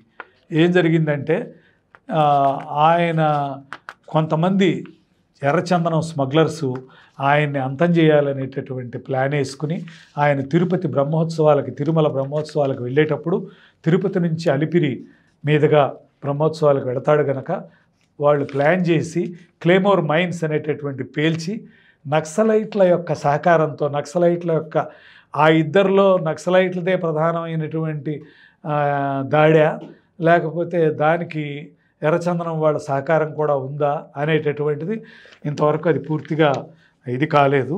ఏదైనా కానీ మొత్తం మీద అటువంటి ఇది చేసి ఆయన దీని మీద ఏదైతే అక్కడ ఆయన క్లేమోర్ మైన్స్తో దాడి చేస్తే ఆ ప్రమాదం నుంచి కూడా ఆయన ప్రాణాలతో బయటపడ్డాడు. దానికి చంద్రబాబు ఎప్పుడూ చెప్పేది ఏంటంటే ఆ వెంకటేశ్వరుడు దయ వల్ల నేను బయటపడ్డాను, నేను సాధించాల్సింది చేయాల్సింది ఈ రాష్ట్రానికి ఇంకా ఇక్కడ ప్రజలకి ఎంతో ఉన్నది కనుక నన్ను ఆయన బయటపడేశాడని చెప్పి ఆయన నమ్ముతాడు, ఆయన వ్యక్తిగత నమ్మికది. అయితే ఇంకొకటి కూడా ఏంటంటే గోరటి వెంకన్న అని చెప్పనేటటువంటి ఒక కవి, ఆయన తెలంగాణ వాడు, ఆయన పల్లె కన్నీరు పెడుతుందో కనిపించని కుట్రలా అనేటటువంటి ఒక చక్కటి గీతం రాశాడు. ఇది ఆనాడు కాంగ్రెస్ దాన్ని ఆధారం చేసుకుని పెద్ద ఎత్తున ఇది చేసింది, ప్రచారం చేసింది, దాని జనంలోకి తీసుకెళ్ళింది బాగా. ఆ తీసుకెళ్ళిన కారణంగా ఒక పక్క విద్యుత్ టారిఫ్ పెంపుదల, బకాయిలు బలవంతంగా వసూళ్ళు, ఇట్లాంటివన్నీ చూస్తూ పేదలు, పీడిత ప్రజలు వాళ్ళు ఇబ్బందులు పెడుతున్నారు అన్నటువంటి, వాళ్ళు ఇబ్బందులు పడుతున్నారు ఈ తెలుగుదేశం ప్రభుత్వంలో అనేటటువంటిది బాగా ప్రజల దగ్గరికి రీచ్ అయింది. ముఖ్యంగా ఆ పాట కారణంగా కూడా పల్లెల్లో ఉండేటటువంటి చేతివృత్తుల వాళ్ళు, బీసీలు ఎంత దెబ్బతిన్నారనేటటువంటి దాన్ని చాలా ప్రతిభావంతంగా ఆయన దాంట్లో రాయటం కారణంగా అది ఒక దెబ్బతీయటానికి దారితీసింది. అలాగే ఒక పక్క విద్యుత్ బకాయిలు బలవంతంగా వసూలు చేయటం, టారిఫ్ని పెంచటం, అట్లాగే విద్యుత్ బకాయిల బలవంతపు వసూళ్ళు, వీటి కారణంగా తెలుగుదేశం తర్వాత ఎన్నికల్లో అధికారం కోల్పోవటం జరిగితే కేవలం ఉచిత విద్యుత్ ఇస్తాము, అలాగే బకాయిలన్నింటినీ రద్దు చేస్తాము అని చెప్పనే నినాదంతో కాంగ్రెస్ అధికారంలోకి రావటం అనేది జరిగింది, వైఎస్ రాజశేఖర రెడ్డి. సరే, ఇక ఆ తర్వాత జరిగిన విషయాలు ప్రధానంగా తీసుకుంటే మనం ఆంధ్రప్రదేశ్లో సుదీర్ఘకాలం పాటు ముఖ్యమంత్రిగాను ప్రతిపక్ష నేతగాను పనిచేసినటువంటి గొప్ప రికార్డు చంద్రబాబు నాయుడు గారికే ఉంది. అది ఆయన పాలనలో ఉన్నటువంటి మంచి చెడుల్ని బేరీ చేసి చూసేటప్పుడు ఎవరికైనా చాలా విస్పష్టంగా అర్థమయ్యేది ఏంటంటే చంద్రబాబు లాంటి అభివృద్ధి కాముక నాయకుడు ఆంధ్రప్రదేశ్కి దొరకటం ఒక వరం. ఆంధ్రప్రదేశ్ని ఎటువంటి ముందు చూపు లేకుండా విడగొట్టి తెలంగాణ ఆంధ్రప్రదేశ్ అంటూ విడగొట్టి ఆంధ్రప్రదేశ్కి ఎటువంటి వనరులు లేకుండా చేశారు. దాన్ని అటువంటి పరిస్థితుల్లో ప్రజలు చంద్రబాబు నాయకత్వాన్ని మళ్ళీ ఇంకొకసారి ఎన్నుకుని ఆయన్ని ముఖ్యమంత్రిగా, తొలి ముఖ్యమంత్రిగా ఆంధ్రప్రదేశ్కి ఆయన్ని గెలిపించారు. ఆయన్ని గెలిపించినప్పుడు ఆయన ఈ రాష్ట్రానికి జరిగినటువంటి అన్యాయాన్ని ఎంతో కొంత తనకు చేతనైన మేరకు పూడ్చాలని చెప్పని, అలాగే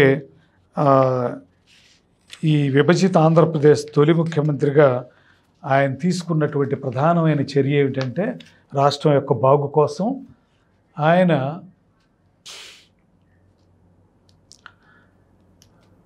పట్టిసీమ పథకం అనేటటువంటిది ఒక దాన్ని తీసుకొచ్చారు. ఏంటంటే ఈ గోదావరి నది మీద పోలవరం ప్రాజెక్టు కేంద్ర ప్రభుత్వం చేపట్టిన ప్రాజెక్టు. ఆ ప్రాజెక్టు పూర్తి కావాలన్నా దానికి నిధులు కేంద్రమే ఇవ్వాలి, అలాగే కేంద్రమే దానికి అంకిత భావంతో సహకరించాలి. అటువంటి పరిస్థితి ఉన్నా లేకపోయినా రాష్ట్రం తన స్థాయిలో చేయగలిగినటువంటి పనిగా ఈయన చేపట్టింది ఏంటంటే పట్టిసీమ ప్రాజెక్ట్ అనే పేరుతో పోలవరంలో లిఫ్ట్ ఏర్పాటు చేసి అక్కడి నుంచి నీటిని పవర్ లిఫ్టింగ్ ద్వారా నీటిని ఈ పోలవరం కాలువలనే వినియోగించుకుంటూ ఇబ్రహీంపట్నం దాకా, ఫెర్రీ ప్రాంతం దాకా కూడా ఆ నీటిని తీసుకురావటం. ఇది ఎంతో ఇది ఉభయతారకంగా ఉపయోగపడేటటువంటి చర్య. ఒకటేంటంటే కోస్తా ప్రాంతంలో, కోస్తా జిల్లాల్లో వరి పండించే రైతులకి నీరు రెండవ పంటకి అందకపోవటం ఇదివరకు జరిగేది. అటువంటిది కాకుండా గోదావరి నదిలో మిగులు నీరు, సముద్రంలో కలిసిపోతున్నటువంటి మిగులు నీరులో ఆంధ్రప్రదేశ్కున్న వాటాని ఉపయోగించుకుని గోదావరి నదిలో మిగులు జలాలని ఈ విధంగా పట్టిసీమ ప్రాజెక్టు పేరుతో లిఫ్టింగ్ చేసి అది కృష్ణానదితో దాన్ని అనుసంధానం చేసి ఈ కాలువల ద్వారానే అది ఈ కాలువలనే ఉపయోగించుకుని ఎక్కడ వీలైతే అక్కడ దాన్ని ఇచ్చేసి ఆ విధంగా ఇబ్రహీంపట్నం దాకా దాన్ని తీసుకురావటం, గోదావరి నీటిని, గోదావరి కృష్ణానదుల అనుసంధానం, ఎప్పటి నుంచో కలలుగన్నటువంటి ఆ అనుసంధానం అనేది, ఆ స్వప్నాన్ని చంద్రబాబు సాకారం చేయటం అనేది జరిగింది. దానివల్ల కృష్ణా డెల్టాలో ఉన్నటువంటి రైతులకు కానీ రెండవ పంటకి గ్యారంటీగా నీరు ఇవ్వటం అనేటటువంటిది ఒకటి స్థిరీకరణ చేయటం అంటారు. డెల్టా స్థిరీకరణ చేయటం అనేటటువంటిది చేయటమే కాక రెండో పక్కన అలా పొదుపైనటువంటి కృష్ణానది నీటిని శ్రీశైలం ప్రాజెక్టు కుడికాలువ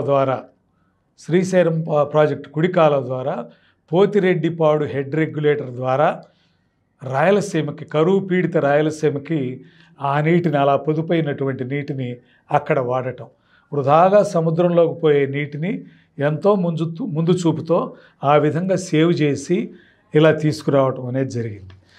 అయితే ఆ తర్వాత ఇలా చేయటం అనేటటువంటిది చేసి అపర భగీరథుడు అని చెప్పని చంద్రబాబు కీర్తించబడటం జరిగింది. ఆంధ్రలోను, రాయలసీమలోను, కోస్తా ఆంధ్రలోను, రాయలసీమలో కూడా. ఇది పాలెగార్ మనస్తత్వం కలిగినటువంటి జగన్కి కంటకింపయింది. తన ప్రజలు ఎటువంటి అభివృద్ధికి నోచుకోవడానికి వీల్లేదు. పాలెగారుల స్వభావం ఎలా ఉంటుందంటే వాళ్ళు ఎలాంటి అభివృద్ధి లేకుండా ఆ ప్రజలు తనకు కట్టుబానిసల్లాగా ఉండాలనేటటువంటిదే వాళ్ళ యొక్క ఇది. అందుకని చంద్రబాబు మీద ఈ పట్టిసీమ కార్యక్రమం ద్వారా సేవ్ అయిన నీటిని తన ప్రాంతం అయినటువంటి పులివెందుల ప్రాంతానికి కూడా తరలించడంతో చంద్రబాబు మీద పగబట్టుకుని నువ్వు అభివృద్ధి చేసేవాడివా అని చెప్పని తనకి ప్రశాంత్ కిషోర్ అనే ఒక సలహాదారుణ్ణి, బీహారీని నియమించుకుని ఆయన కారణంగా అబద్ధాలను గోబెల్స్ తరహాలో ప్రచారం చేస్తూ ప్రభుత్వాన్ని చేయగలిగినంత అపఖ్యాతి పాలు చేయటం, అలాగే అమరావతి మీద ప్రత్యేకంగా ఆయన పగబెట్టాడు. అమరావతి రైతులు వాళ్ళు అక్కడ రాజధానిని నిర్మించి తొందరగా నిర్మించండి, మీరు రాజధాని నిర్మాణం కోసం ఒక్క ఇటుకరాయి పని కూడా చేయలేదు మీరు గెలిచిన తర్వాత అని చెప్పని, ఈ తర్వాత ఇది దానికి వ్యతిరేకంగా అమరావతికి వ్యతిరేకంగా అమరావతిలో ఏదో ఇక్కడ రైతులకు కట్టబెడుతున్నారు, అక్కడ ఇది మిగతా ప్రాంతాల వాళ్ళందరికీ అన్యాయం జరుగుతున్న దీని కారణంగా డబ్బంతా కూడా అమరావతికే ఖర్చు పెడుతున్నారు అని చెప్పనే ఒక దుష్ప్రచారం అన్ని జిల్లాల్లో చేసి వాళ్ళకి వ్యతిరేకత వచ్చేటట్టుగా చేసి ఎన్నికల్లో తను గెలవటానికి దారితీసే విధంగా జగన్ అబద్ధ ప్రచారాలతో కారణమయ్యాడు. అలా అయిన తర్వాత అంతకు ముందు కూడా అమరావతి అంతా గ్రాఫిక్సేను, అక్కడ ఏ నిర్మాణాలు జరగలేదు అని చెప్పని కూడా అబద్ధాన్ని ప్రచారం చేశాడు. అమరావతి ఒక శ్మశానం అని, అది ఒక ఎందుకు పనికిరాని ముంపు ప్రాంతం అని చెప్పని దాన్ని రుజువు చేయాలని కూడా ప్రయత్నం చేశాడు. అధికారంలోకి వచ్చిన తర్వాత మరింత విషప్రచారం మొదలుపెట్టి 3 రాజధానుల నినాదం తీసుకుని విశాఖపట్నం ఒక రాజధాని, అలాగే శాసన నిర్మాణ రాజధాని ఏమో అమరావతి, అట్లాగే కర్నూలు న్యాయ రాజధాని అనే పేరుతో 3 రాజధానులని ఇచ్చేసి ప్రకటించి ఏ రాజధానికి పైసా ఖర్చు పెట్టకుండా ఆయన అక్కడ ఇది చేశాడనమాట. చేసి అధికారంలోకి వచ్చిన తర్వాత ఇది అధికారంలోకి రాకముందు ఈ ఆంధ్ర రాష్ట్రానికి రాజధానిగా అమరావతిని చేస్తే మిగతా ప్రాంతాల అభివృద్ధి అంతా కుంటుపడుతుంది, ఇన్ని 100 కోట్లు ఇక్కడ ఖర్చు పెట్టటమా అని చెప్పని ఒక నినాదాన్ని మిగతా ప్రాంతాల మీద ప్రేమన్న వాళ్ళలాగా చెబుతూ తనకి మాత్రం ఒక్కసారి అధికారం ఇచ్చి చూడండి, నవ్యాంధ్రప్రదేశ్కి చంద్రబాబుకు ముఖ్యమంత్రిగా అవకాశం మొదటి ముఖ్యమంత్రిగా ఇచ్చారు కదా, నాకు ఇచ్చి చూడండి, నేను మా తండ్రి కంటే గొప్ప పరిపాలన మీకు అందించగలను అని చెప్పని అబద్ధపు మాటలు, బూటకపు వాగ్దానాలు అవన్నీ చేసి ఎలాగైనా అధికారంలోకి ఆయన రావటం అనేది జరిగింది.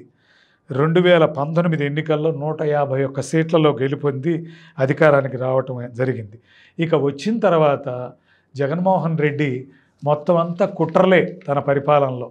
ఆ కుట్రల కారణంగా మొట్టమొదటి కుట్ర ఏంటంటే రివర్స్ టెండరింగ్ పేరుతో పోలవరం ప్రాజెక్టు వర్క్ని ఆపేసేయటం, ఆ తర్వాత అవకతవక పనులు చేసి మళ్ళీ దిద్దటానికి కూడా వీల్లేని విధంగా అవకతవక పనులు చేయటం, పోలవరంలో ఏమాత్రం ఇరిగేషన్ అనుభవం కానీ నాలెడ్జ్ కానీ కనీసం ఇరిగేషన్ నీటిపారుదల రంగానికి సంబంధించినటువంటి విషయ పరిజ్ఞానం లేనటువంటి వ్యక్తుల్ని అనిల్ కుమార్ యాదవ్ అని నెల్లూరుకి సంబంధించిన ఒక వ్యక్తిని, ఆ తర్వాత అంబటి రాంబాబు అని చెప్పని గుంటూరు జిల్లా మంత్రిని దాంట్లో ఆ రంగాలకు కేటాయించి వాళ్ళకి ఏమీ తెలియని కారణంగా అక్కడ ఏం జరుగుతున్నా కూడా వాళ్ళకు ఒకటే ఇన్స్ట్రక్షన్ ఇచ్చాడు, పోలవరం నిర్మాణం అనేది ఆగిపోవాలి.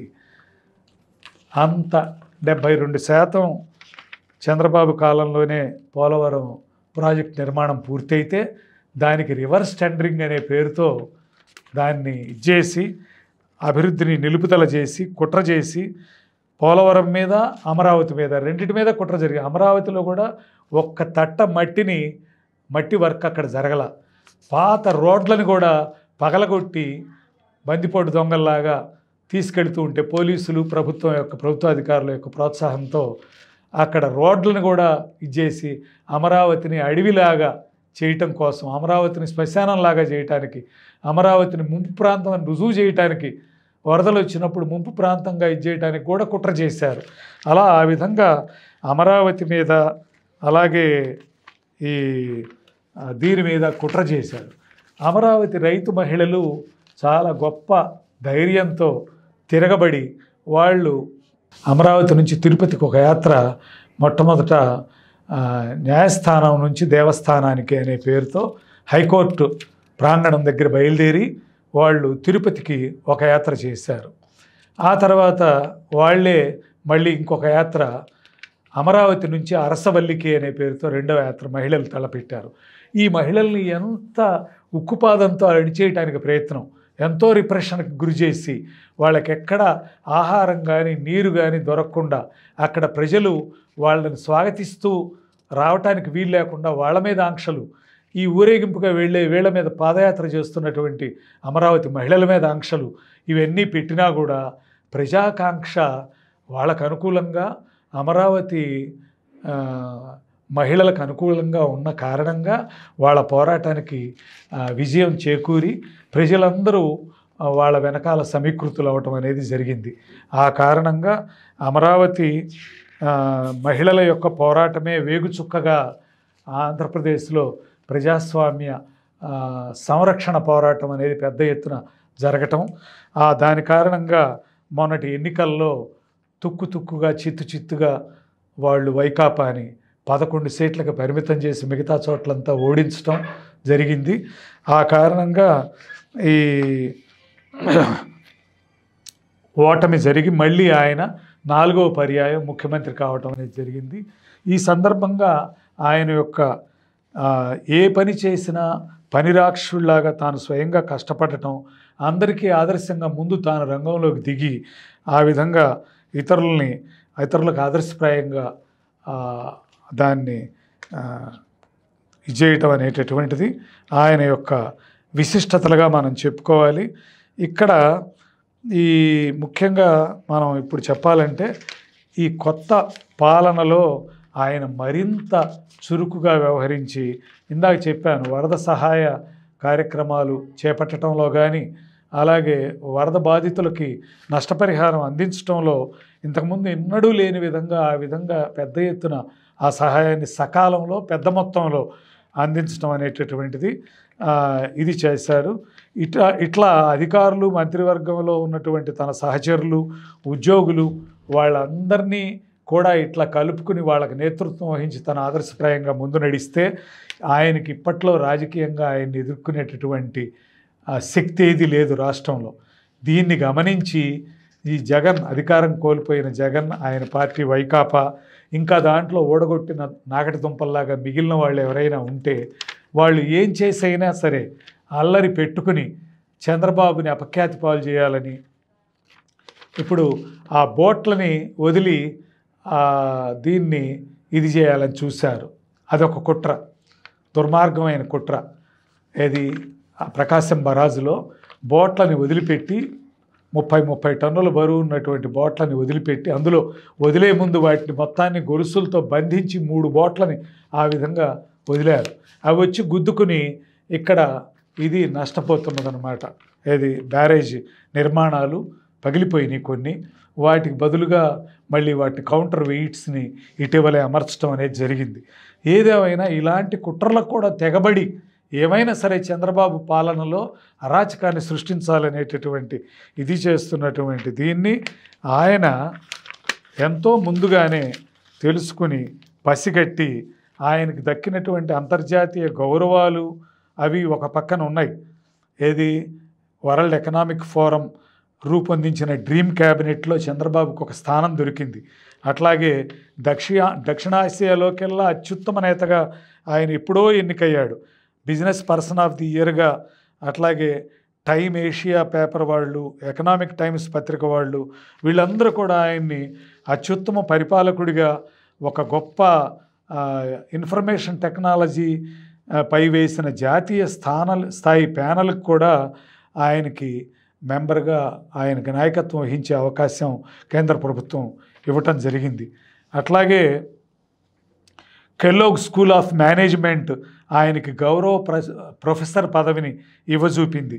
రోజుకు 18 గంటలు, అవసరమైన సందర్భాల్లో 22 గంటలు కూడా పనిచేసే ఇంతటి అంకితభావం గల మేధావికి నవ్యాంధ్ర నిర్మాణంలో తగిన చేయూతనిచ్చి మనమంతా ఆయన చేస్తున్న కృషికి సహకరించాల్సిన అవసరం ఉంది.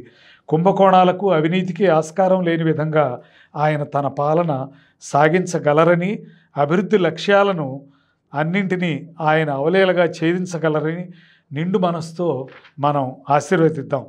అయితే ఇక్కడ చివరిలో ముగించబోయే ముందు ఆయన ఇక్కడ చాలా గొప్ప విషయం ఏంటంటే, ఆయనలో కఠినమైనటువంటి పరిస్థితులు ఉన్న కొద్దీ ఆయన మరింత పలుకెత్తటం అనేటటువంటిది మనం గమనిస్తాం. ఆయన ఇంత ఆరోగ్యవంతుడిగా ఉండటానికి కారణం ఆయన మితాహారమే. మితాహారం అమితారోగ్యం అనే సూత్రాన్ని, ప్రాచీనుల సూత్రాన్ని ఆయన అవలంబిస్తున్నాడు. అదేవిధంగా ఈ అన్న క్యాంటీన్ల సందర్భంగా ఆయన ఎంత మితాహారం తీసుకుంటాడనేటటువంటిది, ఆయన ఉదయం 2 ఇడ్లీలు పంచదారతో తింటాడంటే ఎంతో ఆశ్చర్యపోవాల్సిన విషయం. అయితే ఆయన ఓర్పు ఎక్కువగా ఉండటానికి కారణం కూడా ఈ మితాహారమే. అతి ఆహారం తీసుకునే వాళ్ళు ఒక రకంగా మగతగా ఆవలిస్తూ ఉంటే, తక్కువ ఆహారం తీసుకోవటం కారణంగా చంద్రబాబు చురుగ్గా ప్రకాశవంతంగా ఉండటానికి ఒక ఇది ఉంది. ఇంకా ఇక్కడ ఒక చిన్న విషయాన్ని నేను చివరికి చెప్పాల్సిన అవసరం ఉంది.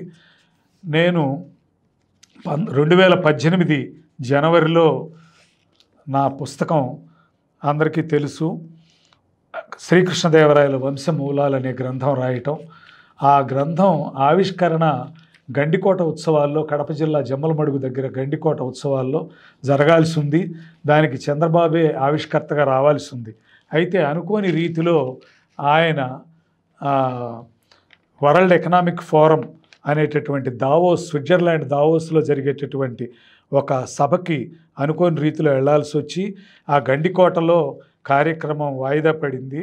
ఆయన ఈ ఆవిష్కరణని వీలైతే సెక్రటేరియట్లోనే జరుపుకోండి అని చెప్పనే పద్ధతిలో సూచిస్తే, అప్పటికప్పుడు నేను తెనాలి నుంచి బయలుదేరి ఆ ఆవిష్కరణ సభకి వెళ్ళటం జరిగింది. వెలగపూడి సెక్రటేరియట్కి చేరుకోవటం కోసం ప్రయత్నించినప్పుడు అప్పుడే ఆయన మంత్రివర్గ సమావేశం కోసం లోపలికి వెళ్ళిపోయారు. ఆ మంత్రివర్గ సమావేశం ఆ రోజు సాయంత్రం 5:30 వరకు మారధానగా ఏకబిగిన జరిగింది. మంత్రివర్గ సమావేశం అయిపోగానే మంత్రులందరూ ఎవరి దారిన వాళ్ళు పిల్లలాగా, కాన్వెంట్ పిల్లలు స్కూల్ వదిలేస్తే బయటికి వెళ్ళిపోయినట్టు వెళ్ళిపోయారు. కానీ ఆయన మాత్రం తన పట్టుదల వదలకుండా మంత్రివర్గ నిర్ణయాలని ఎప్పుడు మంత్రి కాల్వ శ్రీనివాసులు మీడియాకు వివరించే పరిస్థితి ఉంటే, ఈయన ఆ రోజు తను కూడా ఉండి ఆ మంత్రివర్గ నిర్ణయాలను విలేకరులకు వివరించడం అనేది జరిగింది. మొత్తం అయిపోయి ఆయన బయటకు వచ్చేటప్పటికి 9 అవస్తుంది. అప్పుడు ఆవిష్కరిస్తారని చెప్పని ఆయన రోజంతా చర్చల్లో మునిగి తేలినా కూడా ఏమాత్రం అలసట లేకుండా ప్రశాంతంగా నవ్వుతూనే బయటికి రావటం నాకు ఎంతో ఆశ్చర్యం కలిగించింది.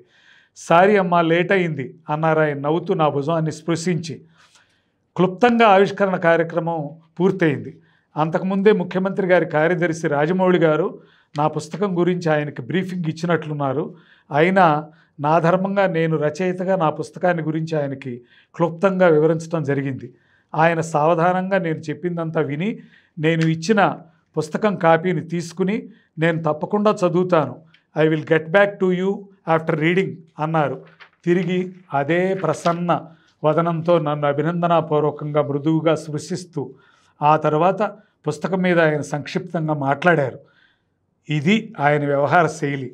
అంత అలసిపోయి ఉండి గంటల తరబడి ఆయన జరిగిన ఉదయం 10 నుంచి రాత్రి 9 వరకు సమావేశంలో, మంత్రివర్గ సమావేశంలో ఆయన సతమతమైపోయి మునిగి తేలిన వ్యక్తి బయటికి వచ్చినా కూడా ఏమాత్రం ముఖంలో ఆయన అలసట కనిపించనివ్వకుండా చక్కటి నవ్వు ముఖంతోనే నన్ను పలకరించడం, ఆయన యొక్క గొప్పతనాన్ని నేను ప్రత్యక్షంగా చూసి తెలుసుకున్నటువంటి ఆ సన్నివేశాన్ని మీకు చెప్పాల్సినటువంటి అవసరం ఉందని, అది కూడా చెబుతూ ఈ చంద్రబాబు యొక్క ప్రత్యేకతల్ని నాకు చేతనైన మేరకు ఆయన యొక్క జీవితాన్ని, ఆయన ఎదుర్కొన్నటువంటి ముఖ్యమంత్రిగాను ప్రతిపక్ష నాయకుడుగాను ఆయన ఎదుర్కొన్నటువంటి అంశాలని, అదేవిధంగా వెన్నుపోటుదారుడని చెప్పనే అపకీర్తిని మోస్తూ కూడా ఆయన దాన్ని అబద్ధమని నిరూపించి ఆంధ్రప్రదేశ్ అభివృద్ధికి అకళంకమైన సేవలు చేస్తూ నిత్యం ఆంధ్రప్రదేశ్ అభివృద్ధికే కట్టుబడి ఆయన పనిచేస్తూ ఈ విధంగా ఉండటం అనేటటువంటిది చాలా గొప్ప విషయం అనేది మళ్ళీ అందరం ఒకసారి ఆంధ్రప్రదేశ్కి ఆయన సేవలు ఇంకా బహుకాలం పాటు ఆయన జీవించి మరిన్ని సేవలు అందజేయగలరని ఆశించటం మన ధర్మం అని చెప్పని మరొకసారి తెలియజేస్తూ నేను కృతజ్ఞతలు తెలియజేస్తూ సెలవు తీసుకుంటున్నాను. నమస్కారం.